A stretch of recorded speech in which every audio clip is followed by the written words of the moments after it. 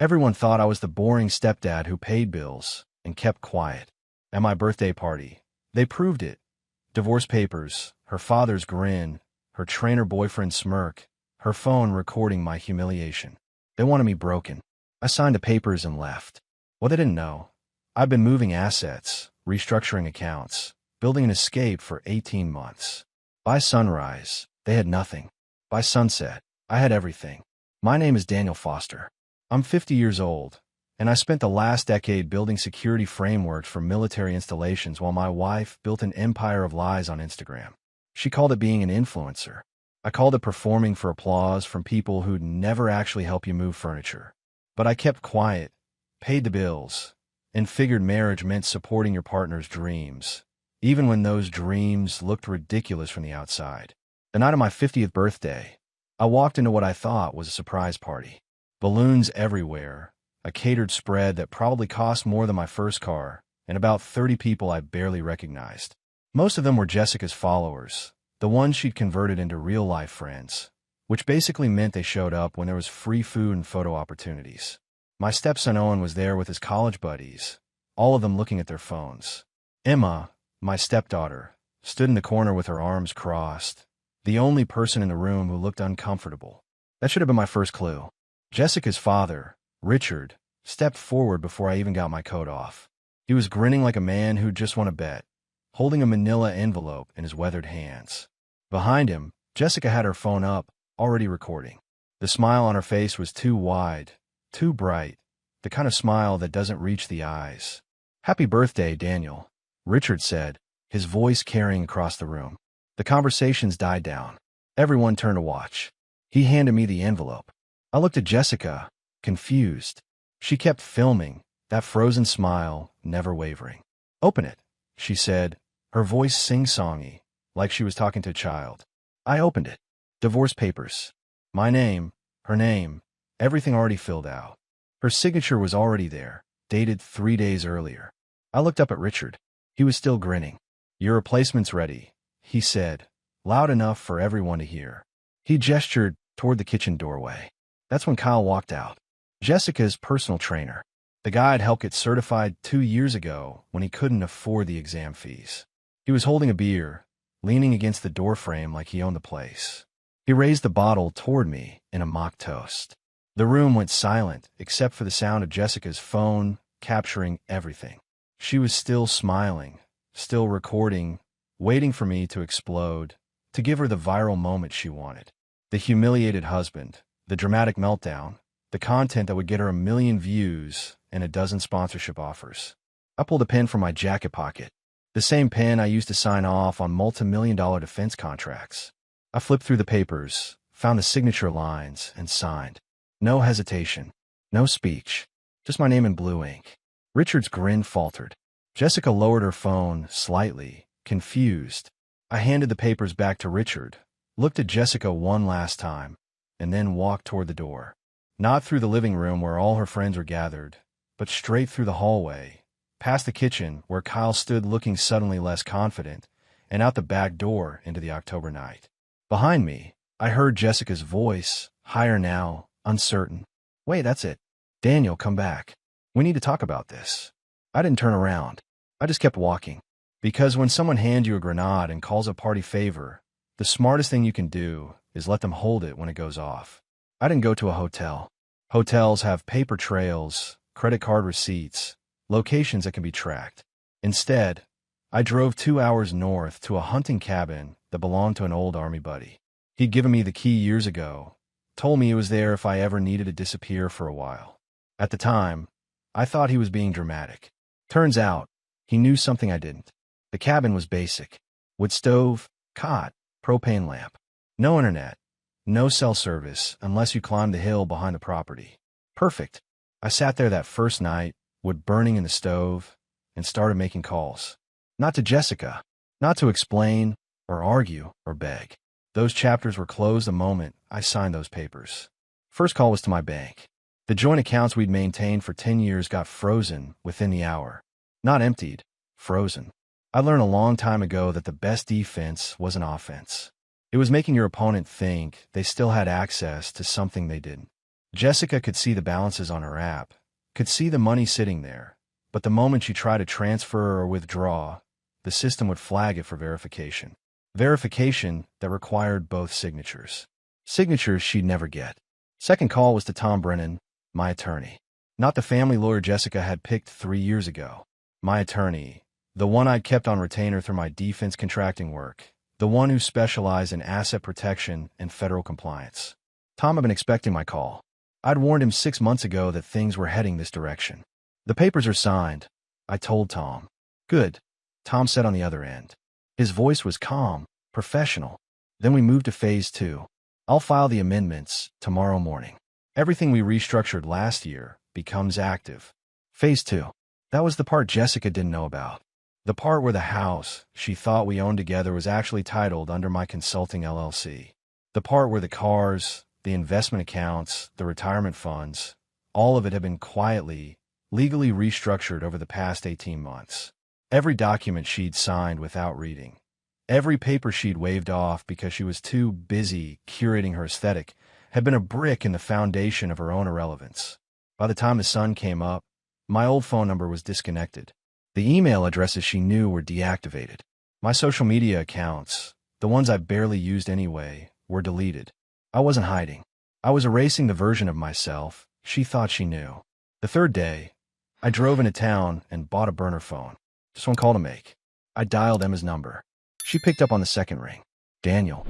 Her voice was small, uncertain. Yeah, kiddo, I said. It's me. Are you okay? Mom's been freaking out. She keeps saying you stole everything.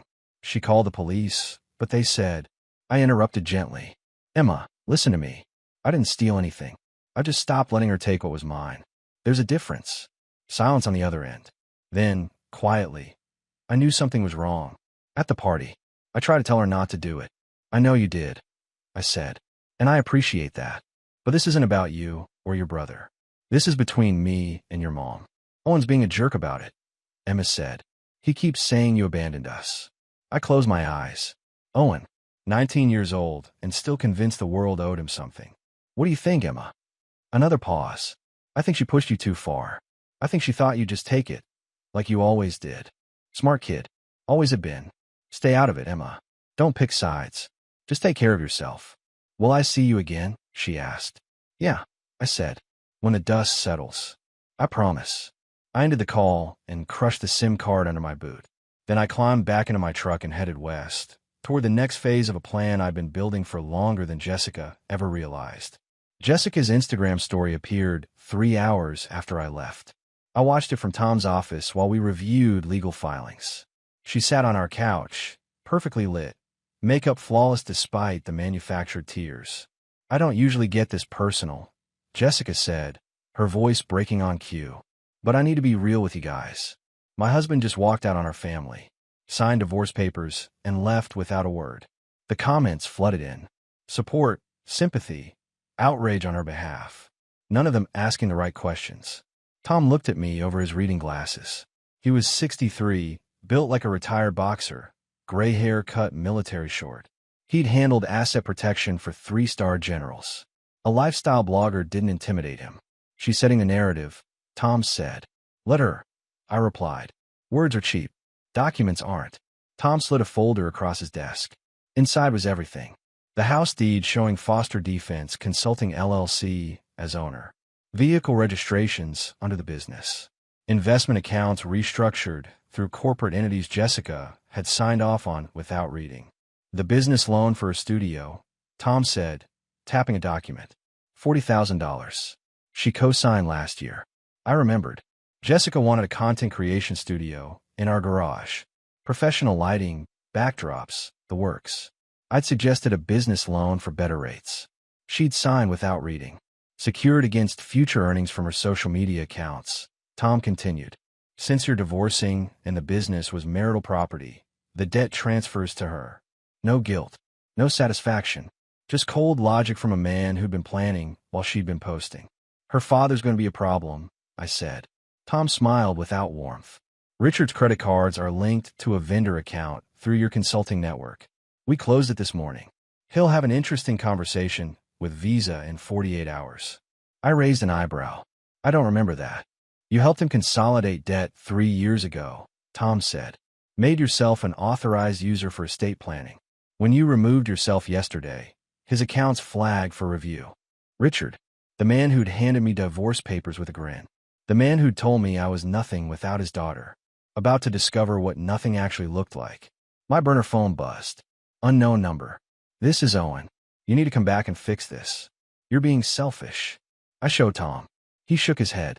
19 years old, Tom said. Old enough to know better. I typed back. Your mother made her choice. I made mine. Owen's response. She said you're having a midlife crisis. That you can't handle her success. I deleted the thread. Owen had been 18 when I married Jessica, already half-raised. I tried. Paid for college, helped with internships, taught him basic life skills. He tolerated me at best. Emma was different. Emma had been 8, young enough to need a father. I'd coach her soccer, help with homework, been there. Emma saw through her mother's act. Owen lived in it. The wedding, Tom said, pulling another file. Owen's wedding. 3 weeks ago, I'd written a $38,000 check for venue, catering, photographer. Jessica insisted it was our responsibility as parents. Check drawn from the business account, Tom said, coded as a corporate gift. Taxable to Owen as income unless repaid within 90 days. I stared at him. And after 90 days, IRS gets involved. Owen owes taxes on $38,000 he never received in cash. Can he pay that? Tom's expression answered. Owen worked part-time at a sporting goods store, barely passed his classes. I should have felt guilty. Instead, I remembered Owen filming me at the party, posting it to Snapchat with the caption, "Stepdad couldn't handle it." Let it ride, I said. Kyle lasted 6 days. Emma told me over the phone, her voice low from a friend's house. The personal trainer who was supposed to be Jessica's upgrade bailed when the electricity got shut off. Mom's saying it's a mistake, Emma said. But I saw the letter. Non-payment. What's Owen saying? I asked. Emma's voice went flat. That you're sabotaging her. Being vindictive. He moved back home to support Mom. I sat in the cabin, watching November snow fall through pines. Quiet. Cold. Honest. Everything my marriage hadn't been. Emma, listen, I said. I'm not sabotaging your mother. I'm just not protecting her from her own choices anymore. I know, Emma said quietly. She never paid attention to anything. Bills, accounts, paperwork. You handled it, and she assumed you always would. 16 years old, and already seeing what her mother couldn't. Where's Kyle? I asked. Left yesterday. Packed his gym bag during one of Mom's Instagram lives. You could see him in the background, walking out while she talked about manifesting abundance. I almost laughed. And Richard? Grandpa's not talking to Mom. His credit cards got canceled. He came over yelling about his credit rating. Mom tried calming him down, but he kept saying she shouldn't have trusted you with money. The irony. Richard handed me divorce papers, smiling, now angry that the same planning he'd mocked extended to his finances. Mom's planning to sell your stuff, Emma said, voice shifting. Tools, books, furniture. She says it's community property. It's not. Everything's titled to my business. She doesn't know that. She posted about a garage sale this weekend. I checked Jessica's Instagram. There it was. Photos of my workshop equipment, military memorabilia, my grandfather's woodworking tools. Moving on means letting go. Garage sale Saturday. Everything must go. Her followers ate it up, none knowing she was about to commit theft. I called Tom. She's selling my property. Tom read the post. Bold. Stupid but bold. Can we stop it? We can let her try. Saturday came. Emma texted updates. Jessica set up tables. Price tags on everything. Owen manned the cash box. At 10:15, 2 officers arrived. Professional and polite. They had a cease and desist order plus documentation proving every item was business property belonging to Foster Defense Consulting LLC. Jessica argued. Owen argued. The police only cared about documentation. Tom had provided it in triplicate. The garage sale ended. The crowd left. Jessica stood in the driveway, surrounded by property she couldn't sell, filming a tearful story about me using legal technicalities to harass her. Emma sent a photo. Jessica sitting on the garage floor, crying. Owen standing awkwardly nearby. Caption. This is getting sad. It was sad, but not for the reasons Jessica thought. That evening, Tom sent another document. Owen's wedding venue had refunded the $15,000 deposit to my business account. They'd called to confirm details, couldn't reach me. Tried Jessica. She told them the wedding was canceled due to family circumstances. Except the wedding wasn't canceled. Owen still planned to marry in December. He just didn't have a venue anymore, and the deposit was in an account he couldn't touch. He'll figure out eventually, Tom said. How long? Venue will send final notice in a week. When they don't get confirmation and payment, they'll book someone else. Owen, who filmed me signing papers for laughs. Owen, who called me selfish. Owen, about to learn actions had consequences. I should have felt guilty. Mostly I just felt tired.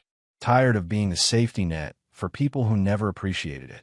3 weeks after I walked out, I got a call from an old contact at the Defense Logistics Agency, Colonel Sarah Hendricks. We'd worked together on a supply chain project 5 years back. Classified stuff I couldn't talk about even now. She was direct, no nonsense, the kind of officer who didn't waste words. Daniel, she said when I picked up, I heard you're available. Word travels fast. I replied. In our world, it does. Especially when someone with your clearance level suddenly goes private. You interested in contract work? I was sitting in a diner in Montana, halfway through a stack of pancakes that actually tasted like food. The cabin had been good for disappearing, but I needed to move forward, not just hide. What kind of contract? I asked. Meridian Strategic Solutions. They're building out a new division, Federal Logistics Coordination. Department of Defense, Homeland Security, some alphabet agencies I can't name over the phone. They need someone who understands both military procurement and private sector efficiency. Your name came up. I knew Meridian. Big player in the defense contractor space, billion-dollar contracts, serious people doing serious work. Not the kind of company that hired based on favors. If they wanted me, it was because I could deliver. What's the position? Director of Operations. You be overseeing logistics frameworks for critical infrastructure projects. It's a step up from consulting. Real authority, real budget, real impact. Interested. I thought about Jessica, probably still posting stories about her journey of self-discovery while the bills piled up. Thought about Owen, scrambling to find a new wedding venue. Thought about Richard, dealing with credit card companies and blaming everyone but himself. When do they want to meet? I asked. Yesterday, Sarah said. But I can arrange next Tuesday if you can get to D.C. I'll be there. The interview was 4 hours long. 3 executives, 2 HR reps, 1 security clearance verification specialist. They asked about my military background, my consulting work, my approach to crisis management. They didn't ask about my personal life, and I didn't volunteer. The security clearance check would tell them everything anyway, including the divorce. If they had concerns, they'd raise them. They didn't. 2 days later, I got the offer. Director of Operations, Meridian Strategic Solutions.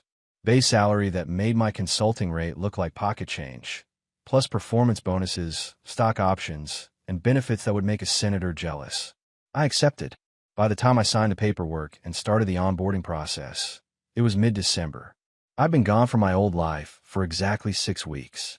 In that time, I disappeared, restructured everything, and landed a position that put me in rooms with people who made decisions that affected national security. Meanwhile, according to Emma's texts, Jessica was trying to negotiate with the power company to turn the electricity back on. Owen had moved his wedding to a community center that cost a fraction of the original venue, but looked like a high school gym. And Kyle had apparently started dating one of Jessica's former friends. The same friend who'd been at the birthday party, laughing while I signed the papers. Mom's not handling it well, Emma texted. She keeps posting about betrayal and karma, but the engagement on her posts is way down. People are getting bored of the drama. I didn't respond to that. I just sent Emma my new address, my new phone number, and told her she was welcome to visit any time. She was the only one who deserved that invitation. The day I moved into my new apartment in Arlington, Virginia, I got a message from Tom. A photo attachment. It was a screenshot from Jessica's Instagram, dated that morning. She was sitting in what looked like a coffee shop. Makeup perfect despite the sad expression. Caption reading. Sometimes the people you thought would never leave are the ones who teach you the hardest lessons about self-worth. The comments were split. Half supportive, half skeptical. One comment stood out. Girl, didn't you literally film yourself laughing at him while he signed divorce papers? Maybe the lesson is yours to learn. Jessica had deleted that comment within minutes, but screenshots lived forever. The internet never forgot. I put my phone down and looked around my new apartment. Clean, modern, empty of memories. Outside the window, the city hummed with purpose and motion. Inside, I felt nothing but quiet satisfaction. Not revenge. Not vindication. Just the simple truth that some chapters end exactly the way they're supposed to, even if the people in them never see it coming. Owen's wedding happened on a cold Saturday in mid-December. I wasn't invited, obviously. But Emma called me that evening, her voice tight with something between anger and exhaustion. "You need to know what happened," Emma said. I was in my new apartment, unpacking boxes, my life in cardboard, waiting to be reassembled. I stopped and sat down. "Tell me," I said. Owen tried to give a speech at the reception about family and support and being there for each other. He got about 3 sentences in before he started crying. Not happy tears. Angry tears. I stayed quiet. Let her continue. "He blamed you," Emma said. "Said you abandoned us. Abandoned him. That real fathers don't walk away." His bride looked mortified. Grandpa Richard tried to calm him down, but Owen just got louder. Started listing everything you'd done for him. The college tuition, the car repairs, the wedding deposit, all of it. Then he said, "And he threw it all away because Mom wanted to be happy." Emma paused. I heard her take a breath. Then Aunt Linda, you remember her, Mom's sister, she stood up and said, "Owen, your mother handed Daniel divorce papers at his birthday party as a joke. She filmed it. You filmed it. You all laughed. What did you think was going to happen?" I closed my eyes. Linda, Jessica's older sister, the one who'd never bought into the Instagram lifestyle, the one who'd pulled me aside at Thanksgiving 2 years ago and told me I was too good for this family. I thought she was being dramatic. She wasn't. "What did Jessica do?" I asked.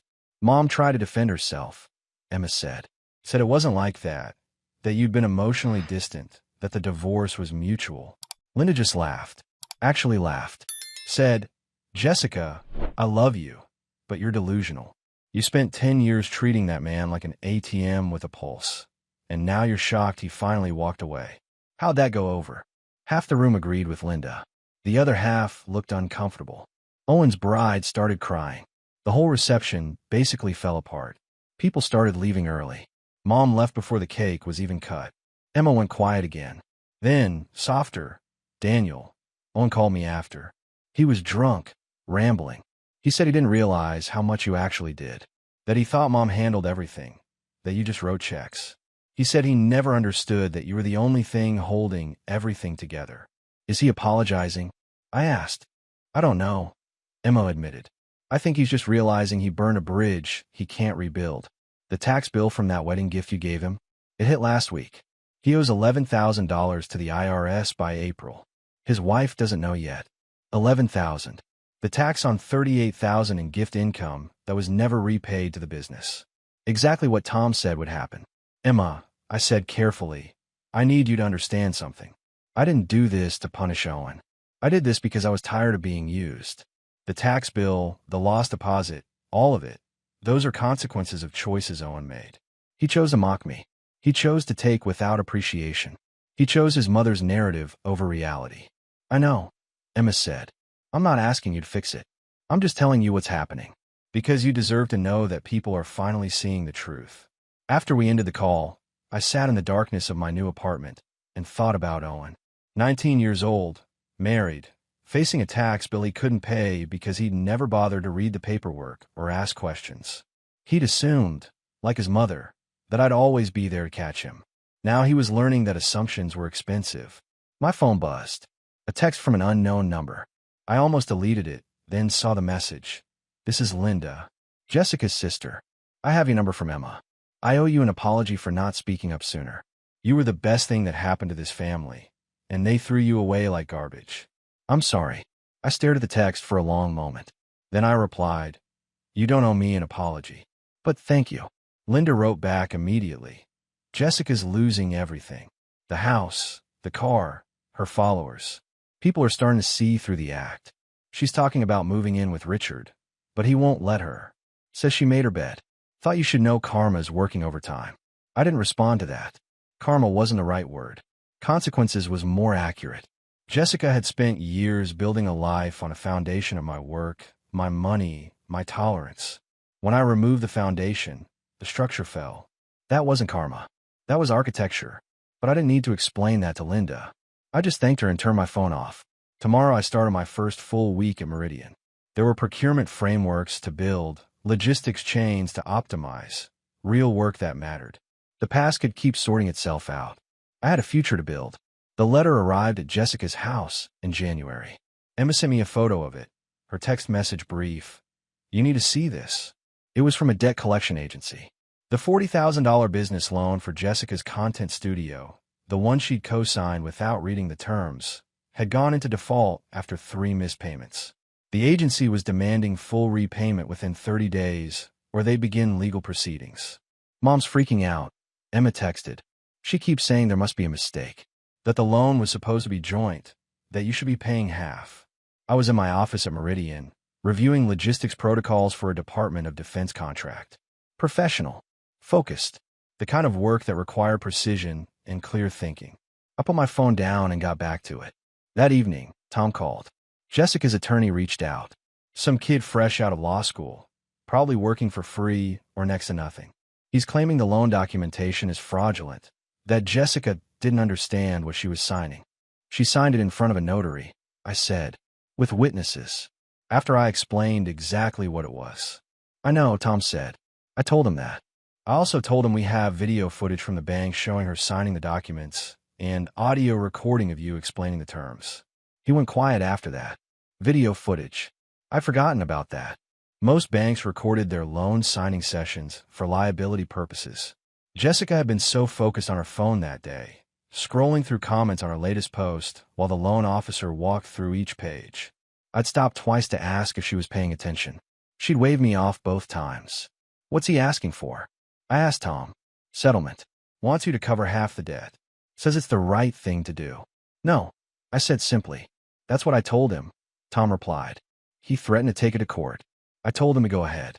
We'd love to show a judge the footage of his client, ignoring the loan officer's explanations. He hung up. I went back to my work. 2 weeks later, Emma called instead of texting. Her voice was strained. "Mom sold her jewelry," Emma said. "The stuff Grandma left her. The pearls, the diamond earrings, everything. She got $8,000 for it. It's not nearly enough." "Where's Owen?" I asked. "Owen's dealing with his own problems. The IRS sent him another letter about the tax bill. His wife found out. She's not happy. They're fighting constantly. And Richard." Emma's laugh was bitter. "Grandpa told Mom she's on her own. Said he warned her about marrying you. Said he warned her about the divorce stunt. Said she made her bed. He's not helping. Richard, the man who'd grinned while handing me divorce papers, who'd called me nothing, who'd celebrated my humiliation, now refusing to help his own daughter because his credit was ruined and his pride was wounded." "Emma," I said carefully, "I want you to know something. None of this is your fault, and none of this is your responsibility to fix." "I know," Emma said quietly, "but it's hard watching it all fall apart. She's still my mom." "She is," I agreed. "But she's also an adult who made adult choices. You can love her and still let her face the consequences." After we hung up, I sat in my apartment thinking about Jessica, about how she'd spent 10 years building an image, a brand, a performance of success, and how quickly it had all collapsed when the foundation disappeared. She'd thought I was the scaffolding holding up her life. She'd been wrong. I'd been the entire structure. Without me, there was nothing but empty air and the long fall down. 3 days later, Jessica filed for bankruptcy. Emma sent me the court documents. Chapter 7. Complete liquidation. The house would be sold, though since it belonged to my business, she wouldn't see a penny from it. Her car was already gone. Her credit was destroyed. The lifestyle blogger who documented her perfect life for thousands of followers was now documenting her financial collapse, though she called it a journey of radical simplification. The comments on that post were brutal. People weren't buying it anymore. They could smell the desperation, the performance, the lies wrapped in spiritual language. Her follower count dropped another 2,000 in a week. I felt nothing reading those documents. No triumph, no sadness, nothing. Just a quiet certainty that Jessica had finally run out of other people's money to spend. Owen called me in late January. I almost didn't answer, but curiosity got the better of me. "Daniel," Owen said when I picked up. His voice was different, smaller, missing the cocky edge it used to have.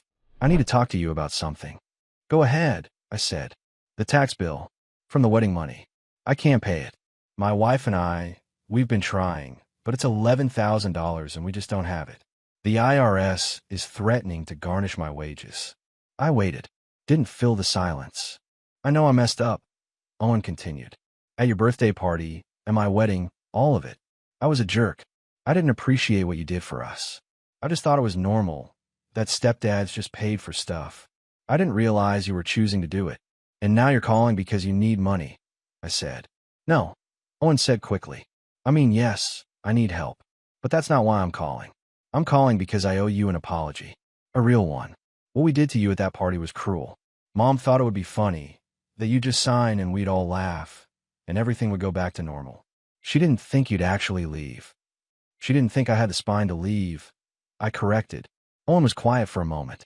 Yeah, that's more accurate. She thought you were trapped, that you needed us more than we needed you. She was wrong. Yeah, Owen said. She was. And I'm sorry. For filming it, for posting it, for laughing. I'm sorry. I looked out my window at the Virginia skyline. Clear day, cold, honest. Owen, I appreciate the apology, but it doesn't change anything. The tax bill is yours to handle. The consequences are yours to live with. I know, Owen said. I'm not asking you to fix it. I just wanted you to know that I get it now. Why you left. Why you did what you did. You weren't being vindictive. You were just done being used. That's right, I said. Can I ask you something? Owen's voice shifted. Did you ever actually care about us? About me and Emma? Or were we just part of the package deal with Mom? I thought about that question. About soccer practices and homework help and teaching him to drive. About late-night talks and college application essays, and the day he got his first real job. About all the moments Jessica had been too busy filming to notice. I cared, I said.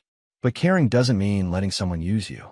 And it doesn't mean you owe someone your entire life just because you helped them grow up. Owen made a sound that might have been a sob. I ruined it, didn't I? Any chance we had of staying in touch. I ruined it. You made choices, I said. Actions have consequences. You're learning that now. Is there any way to fix it? Owen asked. Between you and me? I don't know. Maybe with time. But the tax bill? That's on you. Figure it out. I hung up before he could respond. Not out of anger, but out of finality. Owen needed to learn that apologies didn't erase consequences, that regret didn't mean rescue. He'd spent 19 years watching his mother manipulate people with emotions and assumed it would work for him too. It wouldn't. Not with me. Not anymore. That night, Emma called. Owen told me he talked to you. He did, I said. He's been crying for an hour, Emma said. His wife is talking about leaving if they can't fix their finances. He's falling apart. Emma, I need you to hear me clearly, I said. Owen's problems are not your problems. They're not mine either. He made choices. He laughed at me. He mocked me. He took everything I gave and never once showed gratitude. Now he's facing consequences. That's not cruel. That's life. Emma was quiet. Then, I know. I just wish it didn't have to be this hard. It wouldn't be this hard if people had been honest from the start, I said. But they weren't. So here we are. After I hung up, I sat in the quiet of my apartment and thought about family, about how it's supposed to be built on trust and respect and mutual support, about how Jessica had built hers on performance and manipulation and assumed compliance, about how that structure was now collapsing under its own weight, taking down everyone who'd bought into the act. I'd gotten out before the collapse. Emma was getting out too, planning her escape to college. Owen and Nash were still inside, scrambling in the wreckage, finally understanding that the man they dismissed had been the only thing holding it all together. But that wasn't my problem anymore. I had a life to build, and I was building it on solid ground this time, with no performances, no lies, no foundations made of someone else's patience. Spring came to Virginia with the kind of gentle warmth that made you forget winter ever existed. I'd been at Meridian for 4 months, and the work was everything Sarah Hendricks had promised. Real authority, real impact, the kind of projects that made a difference beyond quarterly earnings reports. Colonel Hendricks stopped by my office one afternoon in March. She didn't knock, just walked in with 2 cups of coffee and set one on my desk. Good work on the infrastructure project, she said, settling into the chair across from me. DOD is impressed. They want you to lead the next phase. Appreciated, I said. Sarah studied me for a moment. You're different than you were when we worked together before. Sharper. More focused. What changed? I thought about how to answer that. I stopped carrying dead weight. She nodded slowly. The divorce. You knew. Background check flagged it. I looked into it. Your ex-wife was quite vocal on social media about her version of events. Sarah's expression didn't change. Then I read the actual legal documents. Very different story. Usually is, I said. For what it's worth, Sarah said. You made the right call. I've seen too many good people destroy their careers, trying to save relationships that were already dead. You cut it clean and moved on. That takes strength. After she left, I sat at my desk thinking about strength. About how people confuse it with loudness, with aggression, with making scenes. Real strength was quieter. It was signing papers without a word. Walking away without looking back. Building something new without needing validation from people who never valued you in the first place. That evening, Emma called. She was excited, voice bright in a way I hadn't heard in months. I got into Virginia Tech, she said. Early admission. Full academic scholarship. I'm leaving in August. That's incredible, Emma. I'm proud of you. Daniel, I was wondering. Emma's voice shifted, became tentative. Would you come to my high school graduation? I know it's a lot to ask with everything that happened, but you're the only father figure I've ever really had, and I'd like you to be there. Something tight in my chest loosened. Of course I'll be there. Just send me the details. Emma made a sound that might have been a sob. Thank you. Mom's going to hate it, but I don't care anymore. She made her choices. I'm making mine. That's exactly right, I said. After we hung up, I looked around my apartment. Clean, organized mine. No performances. No cameras, no one documenting every moment for strangers. Just a life being lived instead of performed. It wasn't perfect, but it was honest. And honest was something I hadn't had in a very long time. The divorce was behind me. The career was ahead of me. And somewhere in between, Emma was building her own future, learning from her mother's mistakes instead of repeating them. That was enough. More than enough. Emma's graduation was on a perfect May afternoon.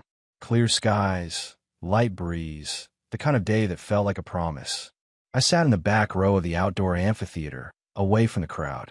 I wasn't trying to hide, just giving Emma space to have her moment without the drama my presence would create.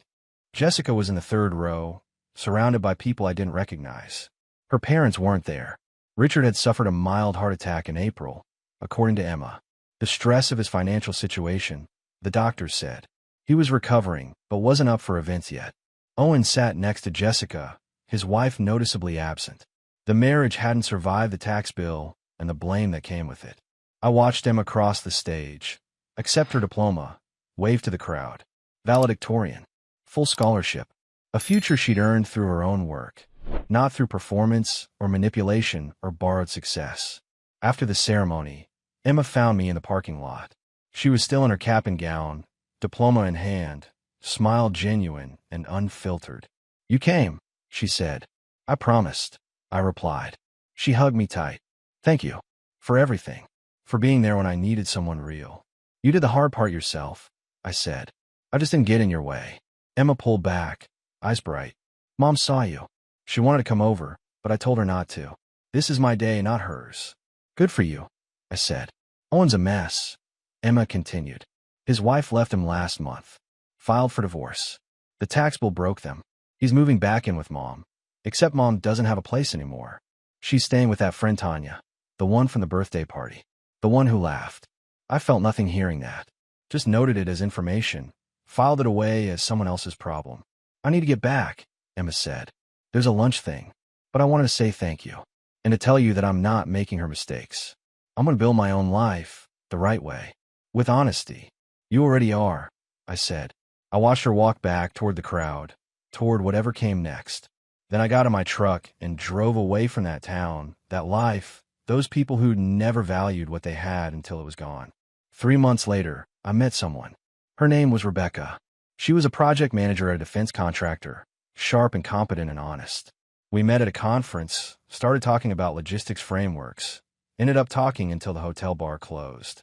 She didn't ask about my past until our third date, and when I told her the simple version, she just nodded and said, "Sounds like you got out at the right time." No drama. No performance. Just two adults building something real on a foundation of mutual respect. Emma came to visit that fall, right before her first semester started. She met Rebecca, approved immediately. She's real, Emma said after dinner. Not like Mom. Real. Yeah, I said. She is. A year after I walked out of that birthday party, I stood in my office at Meridian looking at a commendation from the Secretary of Defense. Recognition for outstanding work on critical infrastructure projects. My name on a plaque that would hang in Pentagon hallways. Jessica was somewhere posting about her journey of self-discovery, her audience down to a few hundred followers who still believe the performance. Owen was working retail, trying to rebuild his life from zero. Richard was recovering slowly, his credit destroyed, his arrogance finally humbled by reality. And I was here, free, successful, building a life worth living instead of performing one worth watching. Turns out, the best revenge isn't revenge at all. It's just living well, while the people who counted you out realize they were the ones who couldn't count.